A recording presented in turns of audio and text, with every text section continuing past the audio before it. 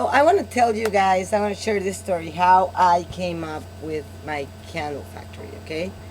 I was in college and I was 18 years old. And I remember that I was always wanting to have the best grades because everybody in my family went to college and this, let me put this fine. Okay. So I was like in the first semesters and I started people that went in school with me. They were like mercenaries, you know. They were just wanting to work for their money, you know. And this is a very high profile school in Mexico. It has 30 campuses. It's a very good school. So I had a scholarship there because it's very expensive.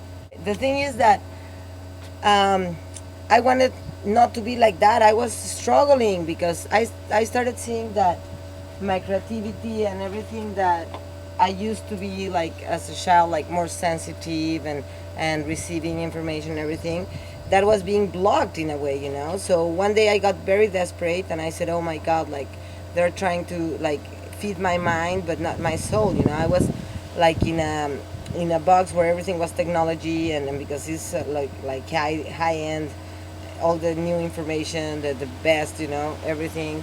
So it was all focused about the development of your mind and not the development of your soul.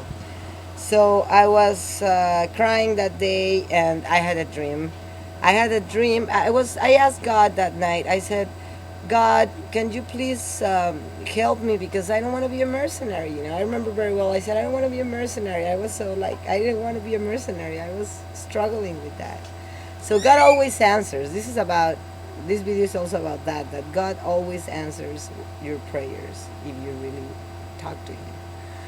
So I had this dream. It was like the 2000 or so, and that we were filling a tank. Like there was a lot of people, and I was filling a tank with wax. Like anyway, the thing is that I was putting the wax in it, right? It's like everybody else. I was like, I had to put the wax in it. And we're making a huge candle. And we're making a huge candle to bring light into the world for the 2000 because that was like a reminder of people of the light within them because that's what God's playing me, right, in the dream. Like people remind themselves of their light inside when they see a candle lit, you know, when you're in a restaurant and you just stay watching the candle and whatever. That happens to almost everyone. And well, anyway, so the next day I was in this school, I'm telling you. So I didn't have a lot of money, extra money or anything. So my friend comes and I say, oh, let's go buy this wax because I'm going to make candles. And she's like, you've never made candles in your life. You don't know how to make candles. But I knew, you know, from my God, I knew that God was telling me. So I said, take me. So until she did. And she was very upset because that was my only week, the money for my week. So she was like, oh my God, you're going to spend all your money and you're going to stay with no food. And she was so worried. And then I said, don't worry. I came back home. And I started making my experiments, and then I came up with this technique that almost nobody in the world knows how to make. That I came up with it, you know, by every day just putting myself into the candles and doing it. And I had a great factory in Puerto Vallarta because at 23 years old, I was self-sufficient. Like I didn't depend on like a corporation or stuff to be living. I was making a lot of money on the candles because God helped me and He sent me like a location in very near the ocean, you know.